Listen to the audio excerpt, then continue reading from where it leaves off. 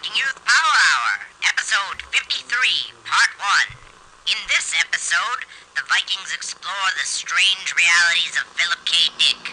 Reality is not what it seems, kids. Hang on to your hats. The Viking Youth Power Hour begins now. Stand by. We are the Viking Youth.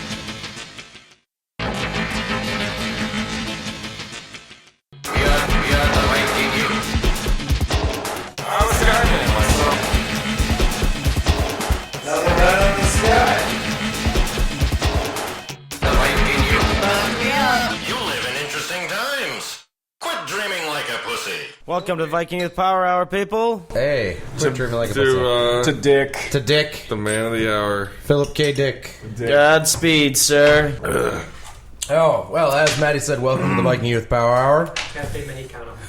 Quit dreaming like a pussy. Thank you very much, sir. We've got some special drinks tonight, straight from Cozumel, courtesy of our gracious host, one Mr. Cleversley. Do pussies dream of vaginal sheep? Yes. I'd like to pull the wool. I'll be here all tell you week, huh? Anyway, on to Phillip K. Dick. No, so it was, what year was this? Like, I was 20 maybe, and I was living down in Iowa City. A drifter, alone. Yeah. Sleeping on a friend's couch and going through all kinds of, kind of inner shifting of the head, reading all kinds of neat books that were making me go, wow. And one particular night, I had this dream. It was a crazy dream. One of those dreams that was, like, spot on. There was no telltale sign that would have made me believe that it was any less formidable than this reality, or formed than this reality. It started out, essentially, I was up in my parents' bedroom looking out the window, and there was this like GTO that came like flat spinning into the cul-de-sac where I grew up, and was spinning around the cul-de-sac like at increasing velocities. With a Tokyo drift? Yeah. Cool. And it finally like parked my neighbor's driveway across the street, and I was like, my thought was like, holy shit, they're gonna think that was me, I'm gonna get busted. And so I immediately like kind of took on, like, I was in two places at once, driving this car, but then also observing it from the outside. Next thing I know, I'm down in the garage, which is directly below this room that I was standing in watching this car, and I was laying back across a car in the garage, and all these like red rope-like and kind of rope-like intestines or things were jutting out of my body that were actually binding me to this car. And there was a man and a woman in like white lab coats that were walking around me, and kind of taking notes and kind of talking quietly, to each other. And all of a sudden, I started like, my body started shaking and started kind of like bubbling, and my shell like started ripping open, and out of the shell came these kind of like this black like praying mantis creature crawled out of my skin, and Yikes! And as soon as the insect fully emerged out of me, I was then like, again, like a hard cut, and I'm standing on the driveway now, looking back at the house, and I'm standing next to this person that, in the dream logic, it was like the information was made clear to me that this person standing next to me was my real father. It did not look like my earthly father, but this was like made clear to me that this was my actual father, and he was a guy that was about 7 foot tall, and he had this like domed hat, looked like the guy from Battlestar Galactica with like the cone head hat, but he was covered all in like these jewels all over him. Which guy from Battlestar Galactica? I don't know, the guy that had like he had like a cone. You head. could see his brain, and in the brain was a bunch of lights in there. Yes, yeah. By your command. And and he had his cape on and shit like that. And I'm looking up at him because he's like the 7 foot tall creature, and he just points up to the garage. And at the garage is this projection screen, and on the projection screen is being projected these words like Cyrillic and like Sanskrit and just these like different symbols, and they would like with increasing velocity started picking up their pace, and there was just like all this information until I no longer saw the house as as a projection screen, but actually just my whole field of vision was just being boom, boom, boom, boom. All these symbols and all these these Sanskrit words and Cyrillic words were just hammering on just like blinding cut speed, and they increased to the point of like just becoming like this kind of like this crystal or this like point of light that was full of colors that I never even imagined before, and they just turned into this vibrant pulsing orb of color that was just gorgeous. And then I woke up right away. I sat up on my like pull-out couch bed, and my friend was walking by, and I was just like, whoa, like came to consciousness, and then all of a sudden just kind of like laid back, and was like, holy shit, what just happened? And so that was like July. It was about this time of that year. And then about 7 months later, I was living with a friend of ours down in Carbondale, and he was like, oh, you have to read this book, V.A.L.I.S, by this guy, Phillip K. Dick. It's like, it's amazing, it'll blow your mind. I just finished Illuminatus trilogy. It was just like that point in my life, when shit was really starting to pull open. And I got right around somewhere around page like 60 or 70, and I'm reading this thing, and all of a sudden, the Horse Lover Fat, the pink beam, is Horse Lover Fat is in the story, who's like the protagonist of the story, is having this dream where he's standing next to this guy with a domed head covered in jewels that is pointing him to this screen where Cyrillic and Sanskrit and all these images are being flashed upon and embedding all this information into his head. And it was like I was reading point for point the dream that I had had 6 months earlier. Jesus. Wow. That's interesting, especially speaking of Philip K. Dick, because he talks a lot, he deals a lot in his novels with precognition, and also in his life he talked about it. In interviews he would talk about the fact in which as he would write these books, he would create these characters, and then 6 months, a year later or whatever, would come in contact with people that were so similar to these characters that it was eerie. That people were actually with the same names, the same boyfriend, in the same situations as these characters just producing. It really seems to have reinforced some of the things where he talks about his writing that he has a running theme that reality is based on your perception and is molded by it. So the more he saw that, the more it became real to him that he was creating his reality. There was an interesting... Yeah, you'd think you'd write a lot happier one. At the coffee shop I worked at in Carbondale, there was, and I know we've talked about this before, there was this Russian trauma patient. Like, Carbondale's full of... It's like this number 1 or number 2 trauma center in the country. Zhivko. So, Zhivko, yes. And he was this Russian trauma patient that was like a real sweet guy, but also prone to very aggressive outbursts. But he looked to a T exactly like Philip K. Dick. And the interesting thing is, during one of Phil Dick's nervous breakdowns, he was convinced someone broke into his apartment and stole these papers, and he was convinced that it was the KGB because he believed, or one of his theories on the V.A.L.I.S experience, which we'll talk about later, was that it was a Russian satellite, that he had somehow gotten entangled into some covert program that the Russians were running, and that they had broken in and stolen these papers as part of a follow-up on their experiment. So it was like every time Zhivko would come in, and he spent a lot of time in Melange at that point, it was always just kind of like I felt like I was interacting with some facsimile of Philip K. Dick, right? Channeling some aspect of his personality. Absolutely. So pretty amazing stuff, especially and V.A.L.I.S itself has that kind of effect on you, even without having a dream. There's a Dick in it. You mentioned the protagonist, Horse Lover Fat, and he writes kind of speaks about himself in the third person in it, but it's Horse Lover Fat that's telling the story, even though he's speaking of himself in the third person.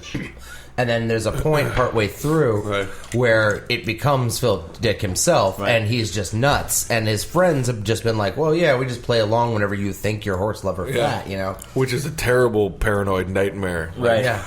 I keep waiting for that to happen.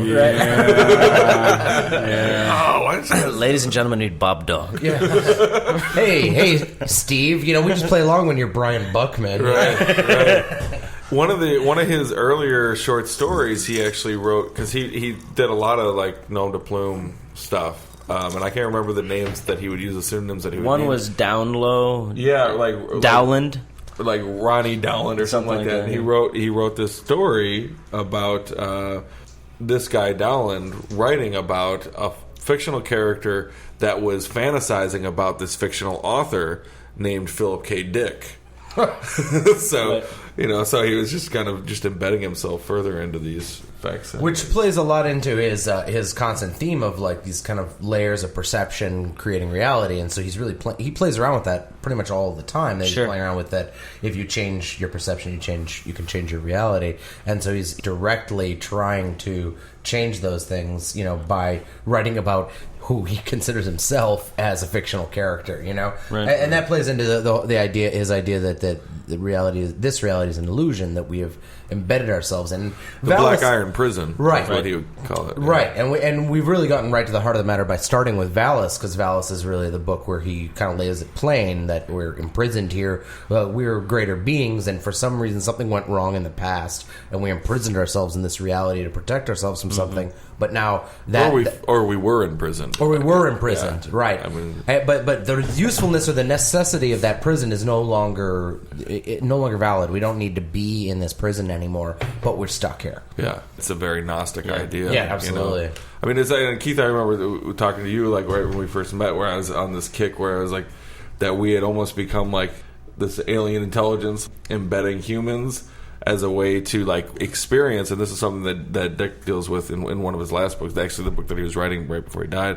But this idea where it's like we were these like space aliens or some kind of external consciousness that used humans as hosts in order to experience this reality, and we became addicted to sense impressions and became so addicted to it that we began to believe the lie of reality, right. And have now become imprisoned in it. And it's a very Gnostic, very like cut and dry Gnostic principle. That's the thing about when I started to read Dick, probably around the same age, about 21, right, 22 years old. Like I was going through some serious like religious upheavals where I had because I was I was born into a very, very heavy Christian paradigm, and I had all these experiences, as I've talked on the show, where basically they were very Christian experiences that scared away most Christians.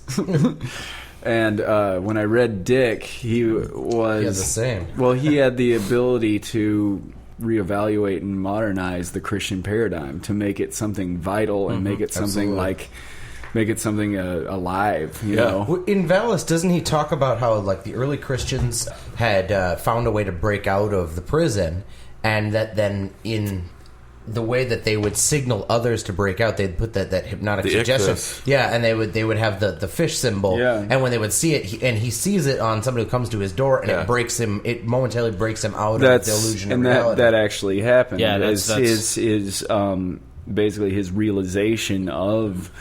Basically his Gnostic epiphany came when a girl came to his door. I forget what she was. She was delivering a package to him. She was delivering a package. Sodium pentothal. Sodium pentothal. That's exactly what it was.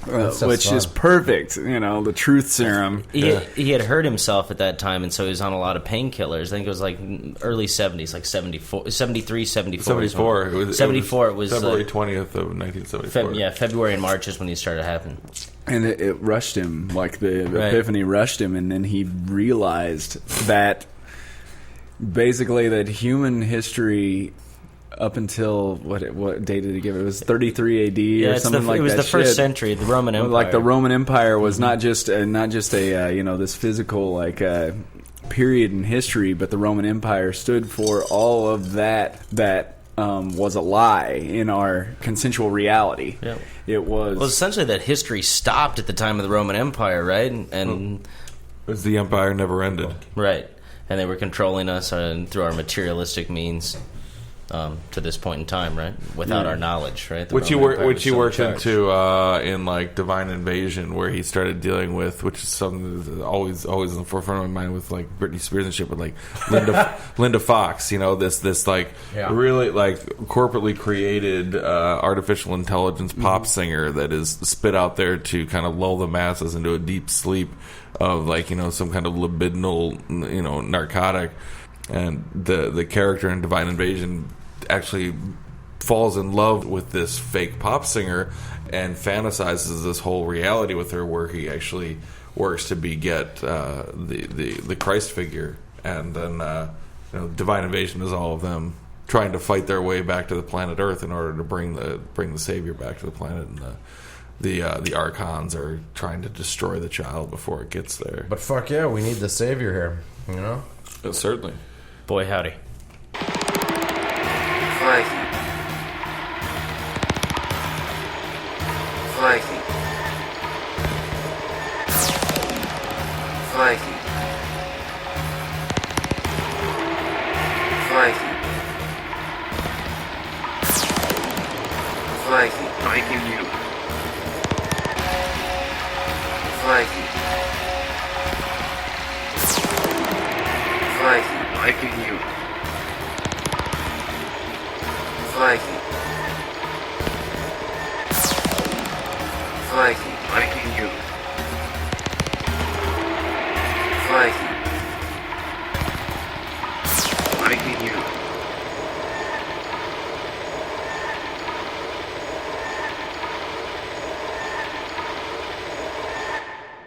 Fellas, let's drink to the malleability of reality.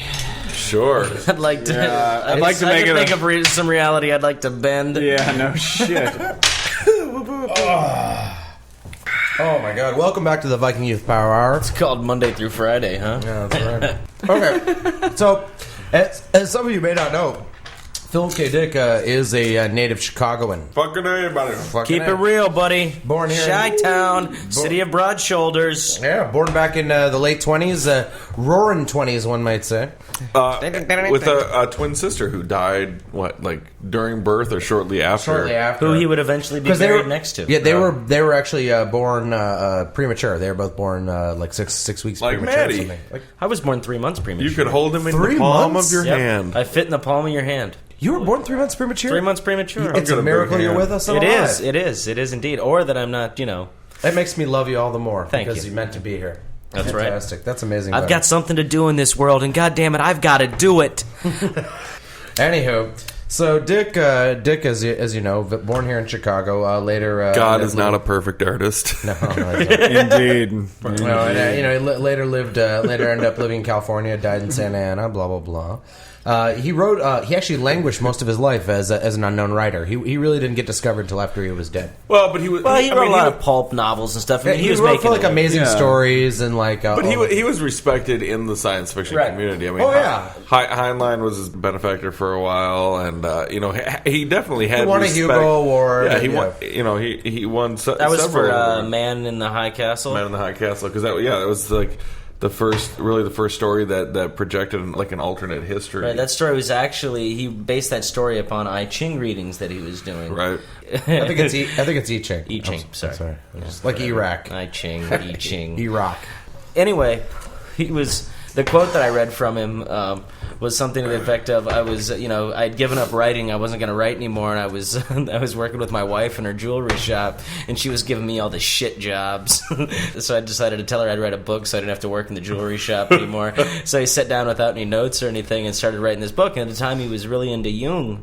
So he had got the exact same copy that got me into the I Ching that I bought with this introduction by Son of a bitch. by Jung. What? Nothing. Go ahead. And you read that introduction is just fucking amazing.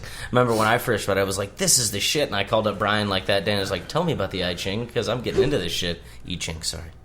Right. And so that's what got him into it. And so then he started throwing the I Ching and came up with this entire story based upon what happened, but then couldn't get the ending and decided that the I Ching is a malevolent force, like a trickster spirit. Like Sure. you never consult the I Ching anytime you have an actual big decision because it will take you in the wrong direction. He wrote a great essay on that. That's in what the hell is it? The Philosophical Writings of Philip K. Dick is what it finally got published in. That has a lot of his exegesis in it as well. But a great story about how if you overuse a divinatory system, it can and will probably lead to schizophrenia. if you're using it for important decisions, there's too much resonant energy there, and it'll just fucking rattle the cage of your soul. I am in total fucking agreement. Yeah. So watch out, kids. This from the guy that asks me every week what his reading means. Yeah. And look at me. Come on. How can I disagree? I'm living proof. So I mean, the point is that as you read Dick's novels, you see a man kind of like dealing with his own, almost like a schizophrenia. You know, he's dealing with a break with reality, and he had multiple nervous breakdowns. Absolutely. You know, because he was delving so deep. You know, and I don't know which came first. I don't know what the chicken and egg here was. That like, was he going crazy first, or did he go into it because you of can what never he was you can never really track that kind of you thing. can't really say that he necessarily went crazy. I mean, No. that was the He was just delving deep. Yeah. Well, he started to have really interesting experiences at like the age of 14. Yeah. Right. Strange shit started happening. That was when that's when he had his first experience with The Empire Never Ended, where he Right. had this really intense dream that he was looking for this magazine called The Empire Never Ended in this bookstore or whatever. But then as he was digging through the stacks, he became more and more convinced that when he found this magazine, it would drive him insane. Right. And this is like a 13-year-old kid, Yeah. you know? Yeah. But definitely heavily impacted by the fact that he had, much like I don't know if it's true or not, but Richard James, Aphex Twin, who always talks about his dead twin. That is always this kind of haunting presence throughout his work. That he often writes a lot of his music for this dead twin. That they used to keep the ashes up on the urn, and he would speak to his dead twin. You know, I think Phillip Dick. How can that affect a person? My aunt. So you shared a womb with them, right? My great aunt, she had a dead twin. Like her twin actually lived well into adulthood, but she outlived the twin by like 40 years, and she was just a real son of a bitch. She didn't do anything good, try to delve into like the deepness of consciousness and reality and the malleability of it, but. She was affected by it. So I've seen like twins. They got an outlook the rest of us don't have. Well, wasn't Keith again? I hate to keep bringing you into this when you seem like you're occupied with something else. But you talked about the Shields brothers, right? And the whole Shields family. I don't know if you want to talk about this or not. Where they actually were like very prone to precognitive experiences. Kevin Shields from My Bloody Valentine. They could basically like call each other up and explain their environment. Is it? Well, what they would do as a game is, for example, Jimmy, his little brother, would go for a train ride or whatever. He'd just go do something during the day, and they would agree that sometime during the day, Jimmy would think of a color. And then he wouldn't give his brother any circumstances around it. All he would do is call him up later in the day and go, okay, I thought of the color. And Kevin would say, and I was there one of the times, Kevin's like, okay, you were on a train, a conductor came by, you asked him for the time because he wanted to mark down the time, and I didn't even care what the color was at that point. He's like, oh, and the color you were thinking of was blue. And they would do that as a game, and the whole family, that's what they would do, is just games for fun with each other. The whole family had that sort of like cognition? Yeah, it ran in the family. Oh, that's really cool. And it was really crazy. Kevin and his mom had it the strongest. Right. And Jimmy would do it for fun and wouldn't get it right 100% of the time, but Kevin always, when it went from Kevin telling Jimmy what he was thinking of, Kevin was always dead on. And not even just dead on, he just described the experience around it. Wow. Which I thought was... Well, I wonder what that's like to feel that enter your chills. head like that. But it's one of those things I wouldn't believe unless I was there witnessing it, And it's not like, oh, let's set it up and try to fake this. It's just, it was so natural for them. It's just part of who they are and part of who they are as a family, That's really cool. That is cool. Very cool. It's interesting. I've had that kind of experience even with close friends or people you've known for a long time. You start to intertwine, and the early stuff, it starts with finishing people's sentences, because. But that's just patterns. You end up you're entraining the same patterns in your brains. You're thinking the same way. But I can imagine if taken to the next level in a family, having done that and raised like that. That when you are so attuned that the pathways are so much the same, that yes, you would have these similar experiences, and it points to a Phil Dickian kind of reality. Well, it points to also chicks on the rag when they're friends. Their rag will they will synchronize. Sure. Sorry, My mother, strange attractor. Yeah. Yeah, but it's also like weird mental link-ups. Well, it's dude. certainly weird. Have you ever been into a sorority house when they're all on the rag at the same time? It's fucking frightening. Yeah, I was... No.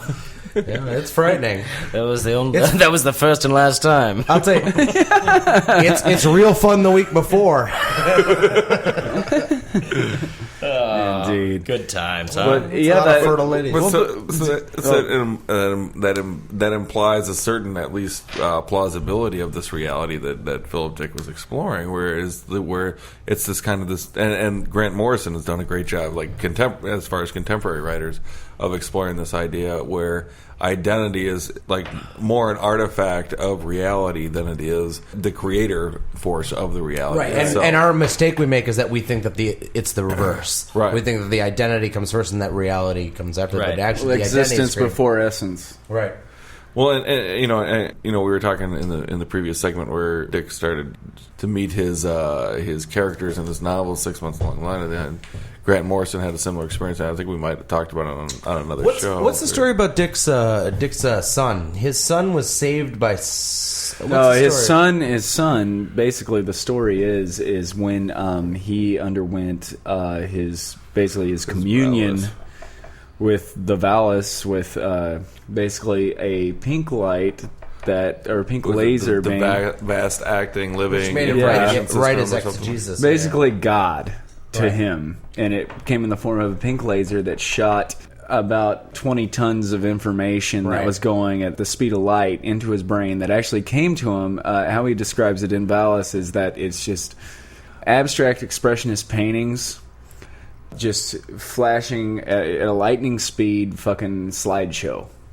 And that's the information that he got from the pink beam that he realized as God, and that also ties into his whole like gnostic sort of like proto reality, like yeah. gnostic Christian concept Right. of the world and the future. But anyway, his son actually he had a premonition shortly after that his son had cancer, and they took his son to the doctor for a checkup, and the doctor didn't see anything, and he was like, no, the cancer is here, you check it out, x-ray it, whatever, you do more tests. And the doctors were very reluctant in doing that, but he was insistent, in fact, like mad, and like he was like mad about it, and like very like pushy, and like, no, my son has something wrong with him, and I know this for a fact. And well, they did more tests, and they found that his son did have I can't remember what kind of cancer it was, but some cancer. They were able to stop it. And Point being that it is documented that he had a premonition that his son had cancer, and it turned out his son did. And because of the premonition, and his forcefulness on the doctors trying to look for it and treat it, they actually saved his son's life. Yes, absolutely. And the dark side of the whole V.A.L.I.S experience and what led to Philip K. Dick's later nervous breakdown is that he felt that presence that was with him, that did sort of inject his whole consciousness with information, and he basically became another human being. He felt he was being like a Roman, an early Christian that was being an early Christian being persecuted persecuted in the Roman Empire, right? and it left him at one point. He didn't receive the messages like later on in life after he'd written V.A.L.I.S and all this. He could speak Attic Greek like fluently, and it left him, and he was like at levels of melancholy that basically led to a very serious nervous breakdown. Yeah.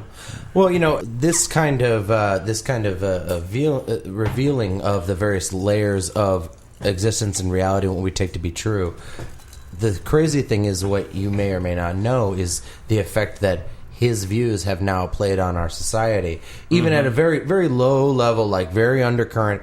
But there have been a ridiculous, for any author, I think no author has been so made into film. There are so many films based on Philip K. Dick's stories and books, concepts and ideas, and they are some of them some of the largest movies that you've known. And I think we can talk about them a little bit in the second segment. So hold on to your hats, kids. There's a lot more to come. You've been listening to the Viking Youth Power Hour. The Vikings are Alex, Brian, Matt, and Jason. Thanks for listening. Godspeed.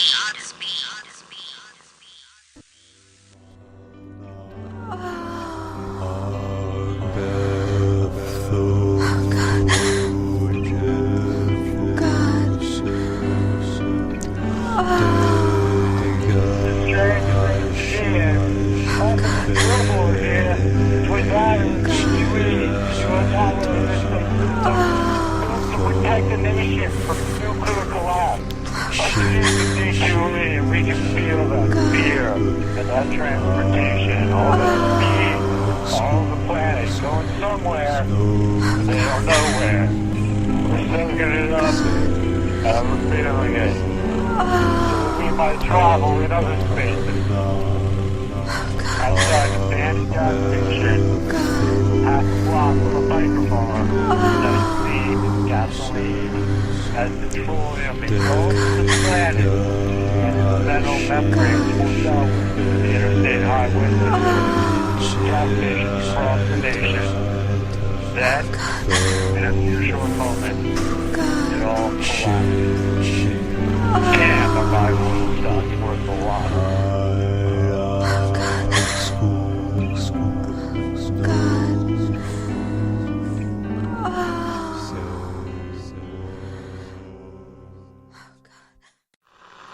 It's the Viking Youth Power Hour, episode 53, part 2. Are you dreaming Dick, or is Dick dreaming you?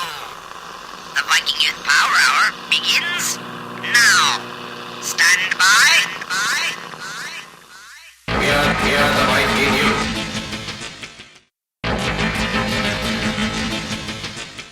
We are the Viking Youth. I was driving myself. Nothing right on the sky. The Viking Youth. You live in interesting times. Quit dreaming like a pussy. So, I mean, the thing that separates Philip K. Dick and his transpersonal experience, what he came to call the V.A.L.I.S experience, that happened, February and March of 1974. Does VALIS stand for something? Yeah, vast vast acting living intelligence system, something like that. Yeah. But the thing that seems to separate him, among other things, but especially particular to this, from other psychonauts and lunatics that have come and had information embedded into their head and Not uncommon. It's not uncommon at all, you know. You see it with Robert Anton Wilson talks about it in The Cosmic Trigger.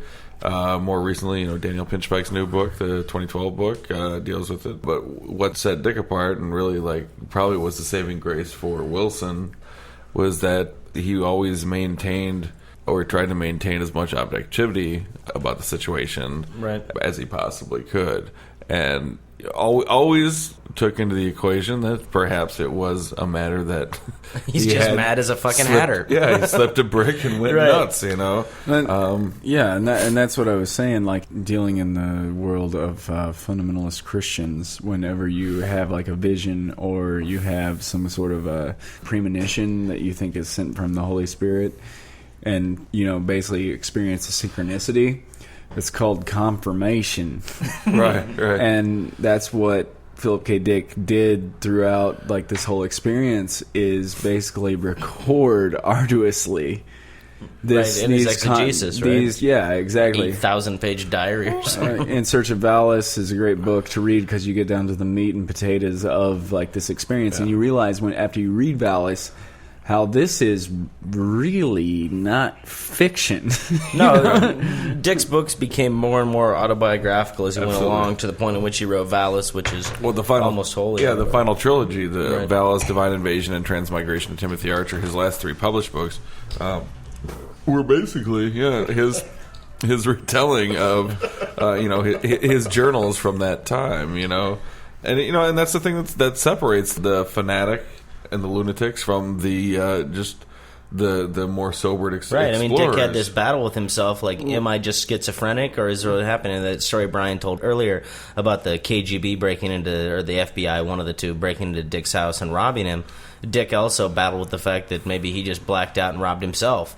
And so that's sort of that interpersonal struggle that he had with this information, this sort of intelligence he had, really does a lot to validate the experience, as well as just point to the fact that certain things are just like almost unknowable, right? I mean, like Absolutely. you're fighting this experience, but you're still trapped in this cage, and there may be certain things like even when you start to experience it, your information is still you're getting half of it. What? Yeah, You know what I mean? yeah. Isn't it interesting that, like, in any other time, Dick would have been some kind of mystic seer. He would have been a shaman. You know, there would have been a place for him, a prophet.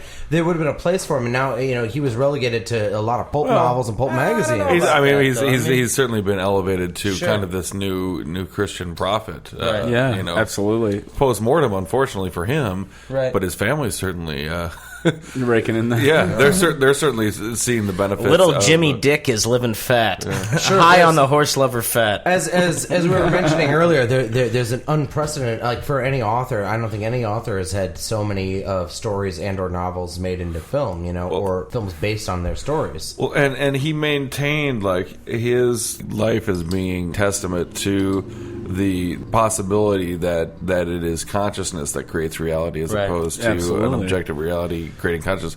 He took that all the way to his deathbed. I mean, there was a book that was published about 5 years ago called "What If Our World Is Their Heaven," and it was the last 2 weeks before Dick died, where it was a conversation or a series of interviews that he did with a female mutual friend of his. And Right. a great deal of the interviews is Philip Dick hitting on this younger girl. That's a hell of a book. It's a great book, but the dominant piece in there is him talking about the book that he was working on that he never finished. It was this book called The Allen Daylight. And the idea was that there was this kind of hack musician that was, he was making money at his trade, but he wasn't in any way regarded He was as a hack. good. Yeah, he was a middle of the road kind of guy who wrote like cheesy soundtracks for movies. He wrote that Richard Marx kind of guy. He wrote that Richard Budweiser Marx, commercial. Very Richard Marx, very Kenny Loggins kind of guy. Hey, easy with the Loggins. Easy with the Loggins. All right, well, now, Loggins without Messina is what I'm saying, Wow, Messina's the Art Garfunkel of the 70s, right? I mean, come on. So there's this race of intelligent beings from another star system that were without the sense of hearing, and they were very adept at telepathic communication and other technologies. Yeah, and they discovered Earth by accident, and they saw this race of beings that had ears and had the ability to experience sound. And they suddenly, and he equated it with like the idea of the white light experience that humans have when you have this this near death experience and you experience this light that is incomprehensible, full of beauty and information. and it's like, well, God, it's almost like it's another sense that we don't have yet. So he's like, well, Sure. What if there was this other race of beings that didn't have the sense of hearing and they discovered humanity?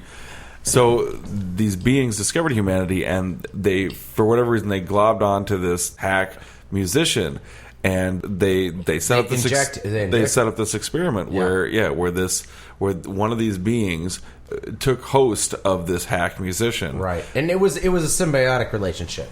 Well, it wasn't actually at all. He just gets taken over.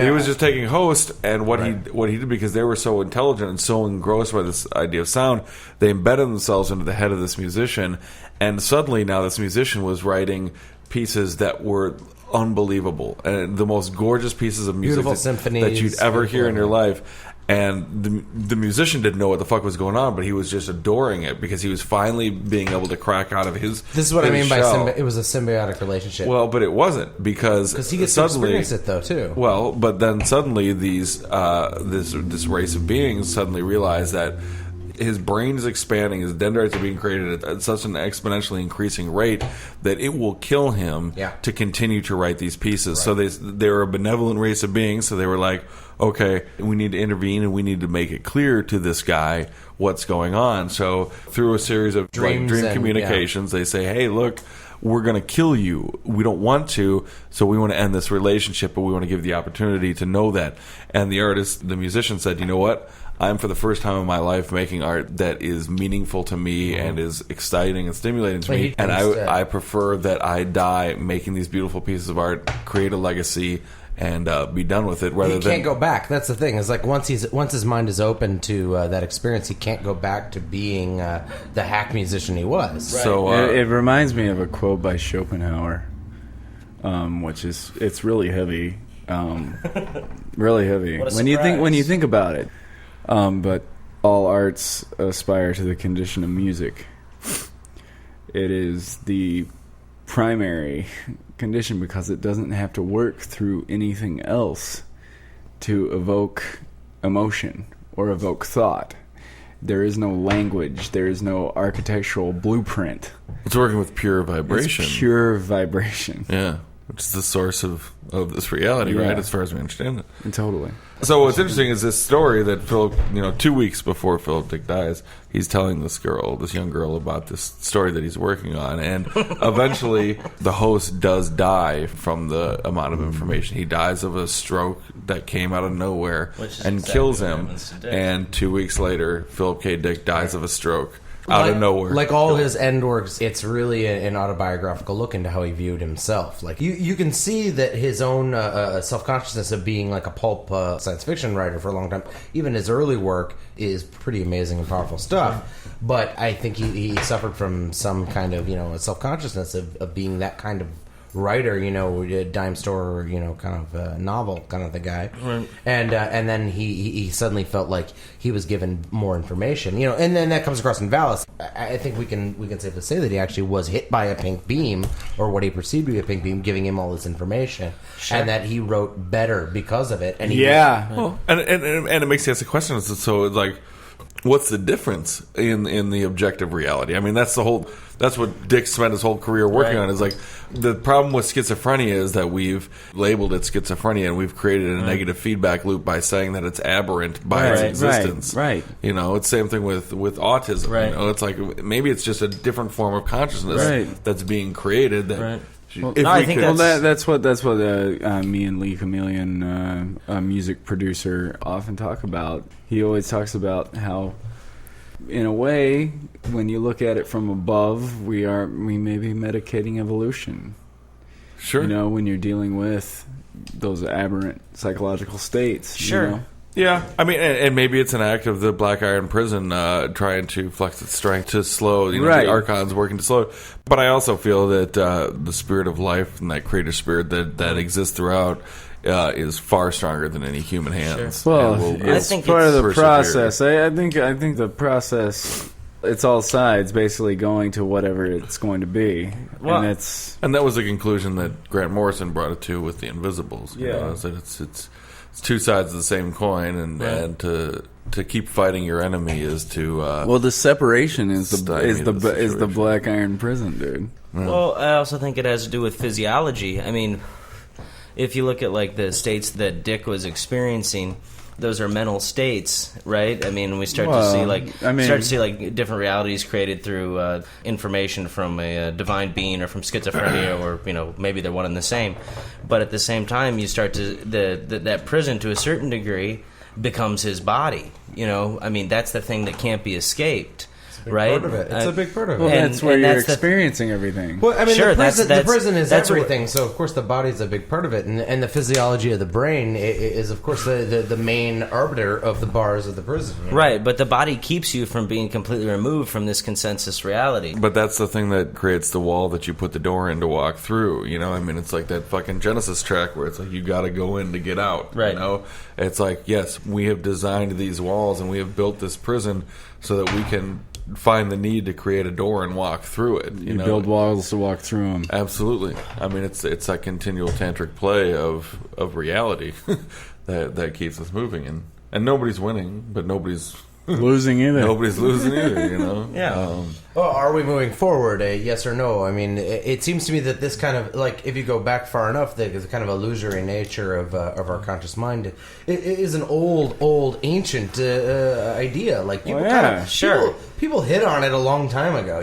3,000 years ago, people were like sitting around in caves meditating and go, hey, This is horseshit. this is horseshit. We're stuck in a cycle of samsara, and we need to get out. I mean, it's old stuff. Well, that's why forward is sort of an arbitrary. And that's what makes somebody like Philip K. Dick so much more valid, is that he can take the oldest revelations and put them in a modern context and express it. And what's interesting about the times that we live in is now we're starting to see his dreams manifest onto this collective screen of popular culture. Some of which are horribly paranoid realities. And some of which are being released into major theaters by a major director very soon, July 7th. Well, or have already been released by major directors. Steven Spielberg. And what does that say about where we are as far as a culture that we're projecting these dreams of this particular We're on the cusp of breaking through. We're all in it together. Viking. Viking. Viking. Viking. Viking. Viking you. Viking. Viking. Viking you. Viking. Viking. Viking you. Viking. Viking you. Hey, to Phillip K. Dick. To more Dick. To more Dick. More Dick. More To Dick. That guy. Gotta love the dick. Good people. Accept Dick into your life. Well, let me tell you, we're going to come out hot. I'm just going to say it. This segment is going to be about Phillip Dick's influence on popular culture. Yes. You can't believe how much what you think of as, say, the future or the dark side of what may come. What you think about it comes from what Dick has written. Yeah, Dick is basically he has put the future into words. Well, and he was a predecessor to the cyberpunk authors in that Absolutely. he kind of removed science fiction from these groups of like elite class people that were existing in the future to like car mechanics, Right, And yeah, fucking like right. blue collar people experiencing Right. the paranoid realities of what happens the when you take future. a Yeah, it industrial was revolution actual to its people greatest having extent. really Spiritual- fucked up experiences. Yeah. You know what I mean? Something Yeah. much more real to like fucked up experiences that we all have. Well, Like he yeah, did, yeah. you know? And this is something he can communicate the idea of the everyman. It's something we touch upon a lot on the Viking Youth Power Hour is that there's a lot of people out there. Everybody has had like some kind of kind of liminal experience, but our culture's not set up to deal with it. We don't have any way to deal with like what do we do? We just write it off as psychosis or like a Right. break, or we didn't get enough sleep, or we had too much to drink, And or- also not to not cultivate those experiences and figure out what they're about. Like a lot of times that'll be like the base inkling of something, right? So when you have that experience, if you don't pursue it or at least like delve into it and figure out, what might this be about, then you're sort of like shorting yourself on the possibilities of your existence here, You just write it off and block it out and say, wow, that was weird. Not a weird one. Right, You know, right. without ever dealing with it. And then you never really get into the real meat of that experience, which gets so crazy, it'll blow your mind, dude. My father took me to go see Blade Runner. Word. When I was written from Do Androids Dream of Electric Sheep. That's Phillip K. Dick's story. Yep. Was what was it Ryan Scott? Ridley Scott. Ridley Scott, the guy that did Legend, Alien. yeah. But I go to the movie with my father when I was 6 years old because my father took me to everything. I went to go see Dirty Harry. I went to go see anything with guns. Well, and you went to see it because violence. Han Solo was the star. Yeah, right? and we went to exactly. And my father's he's a sci-fi fan. Anyway, I go to see Blade Runner, and that's my first crush on an android. And Sean actually, Young? like Sean Young, yeah, hell yeah, dude. Sean Young lit my loins at 6 years old. Or Wowzers. 5 years old. Like, I was absolutely... And Daryl Hannah. Daryl Hannah. When she's doing the flips while he shoots her. Before she started looking like a man. I wanted to fuck Yeah. Snuffleupagus at that age. Yeah, dude, and I was turned on. I was hot, but it also like seeped in. It's and I Rutger watched the Hauer? movie several times. Rutger Hauer's kick ass. It's the only point where Rutger Hauer is so kick-ass. Yeah, dude. I want more life, fucker. Yeah. Well, the whole thing is like I mean, the parable of the created Blade Runner. The beauty of, and I don't mean to jump in on top of you on like this, but me, one of the best themes in it, it's not that are we real, are we who we think we are. The one that resonated the most with me is that it is the created meeting their creator and wanting more from their life. Yeah, there's those two beautiful themes in it. One is that reality and who you think you are may or may not be true, or you know who you are. And if you can commune with your creator, you can demand more from them. Well, that's the thing is that... Rutger Hauer kills his god. Yeah, well, and that's the thing is, and Rutger Hauer also says it, and he lays it out for him, and is like, look, we've gotten to the point of the evolution to detach ourselves and want to actually be ourselves. Mm-hmm. So, I would rather fucking die free than it's so American. God damn, it makes so much sense that he was born in Chicago and he's like an American author writing this, because it's ties into so many individualist American themes. 5 years, 70 years, you want more from God. You're like, I'm just starting to get it. That's the idea of the Rutger Hauer character in the movie.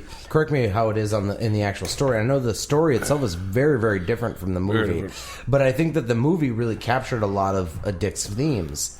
And probably better than any of the other subsequent movies that actually were based on Dick's stories. Total Recall? Or, say, Paycheck. Yeah. They did a knockout job with that. But even The Matrix, is definitely a fucking gnostic Dick. Yeah, dude. It's a Dick ripoff that is so removed from the mastery of Dick to actually build a story and make these characters he's like the Dostoevsky of fucking science fiction, man, because it's like it speaks like it's a human fucking soul laying on a fucking platter with electrodes to it. Yeah. Very, very similar to the head of John the Baptist in The Invisibles, exactly, which the Wachowski brothers raped and pillaged for The Matrix. Totally, Right. And Grant Morrison is his. As much as he's an heir to William Burroughs, he's an heir to Philip K. Dick. Big time. Yeah. Big time. Basically every I won't say every, but most writers worth their salt that came after Dick are indebted to him. Sure. Especially William Gibson and so forth. The whole cyberpunk culture, as Brian brought up earlier, it really owes its whole debt to Dick's ideas. The cyberpunk culture is based on the idea of two realities, the idea of the cyber reality and supposedly real reality. What I like about Dick Moore is it's not segmented to these. It's gnostic in the sense that this reality is not the deal. Right. But the idea, what I've always been drawn away from inside of stuff like The Matrix and things like that is this idea that there is this other pure reality. It's theological as opposed to agnostic. Right. And that's the thing. That's what I always had a problem about The Matrix with, which is oversimplified fucking Hollywood bullshit. Well, it's mainstream stuff. What I always got pissed off about is okay, you take this pill that makes you go through the floor of everything that you know, and how do you trust a bunch of hip motherfuckers in some sort of space station in the sea of information? How do you know that motherfucker didn't give you some bad drugs? Sure. Why don't you doubt that too? And that's what Philip K. Dick communicates. Hollywood doesn't have the time to deal with those kind of subtleties, though. At least they've given some kind of good message that what you know may not be true. But you're right. When it comes to the Matrix, he slips out of the Matrix, but he's still himself. He becomes himself. I was just tricked all along, but I'm still me. There's no difference. I just don't live in this shitty apartment and work for a software company. And now you live in a shitty fucking submarine being chased by electronic eels. All it is the Matrix represents a script change. That's all it really represents. It's not a real reality change wherein the thought processes themselves are actually changed. And again, I think that brings up the most important part of what Dick was doing, what Grant Morrison has done. Burroughs not so much, but this idea that you can slip into however many realities you want to. And I guess Burroughs did this too. There's no morality to it, and there's no absolute. It's just a matter of slipping into other realities, and you exist in this kind of plasmic pull of the tantric reality that is just information exchange, Right, which is really, You know? really, like culturally, like mainstream culture, it has its base in the occult of the early part of the century and the mid part of our last century. You know, even Crowley espoused the same kind of thing. You know, that like it's a similar thing in occult practice that your will can and perception can change your reality. It's been as existent as the history of humanity has been for all of the history of humanity. It's just that there have been small, quiet groups of people that have existed throughout this time that had the understanding that, like, beneath the veneer of chatter and lifestyle and empires, there is simply this amoral exchange of ones and zeros, to put it in to put it in computer terms, but like of just energy that it doesn't give a shit about specifics. It's just whatever constructs we put on top of that exchange of that ebb and flow of energy. It's the guts of the process. Yeah. And it just wants to feed, Absolutely, absolutely it does. So there's we are being blessed to live in a point in time where in 2 weeks now, and by the time the show gets cut, probably in about a week, one of the best directors of our time, Richard Linklater, like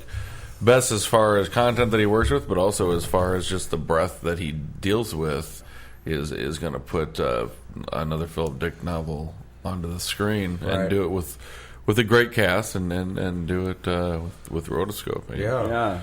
Zeal. He's taking the whole medium of film, and he's put the actual medium itself is malleable. So when you're talking about how reality is malleable, he's actually malleated the actual medium itself into this rotoscoping, this animation style, where reality is you're launched into it. Reality is not real. There is no real reality, but you're drawn into it by the way that the story is told. And what you find is that is in service of the actual narrative, which is talking about the malleability of reality. And not even Keanu Reeves can fuck that up. You've been listening to the Viking Youth Power Hour. The Vikings are Alex, Brian, Matt, and Jason. Philip K. Dick made you up first. Godspeed.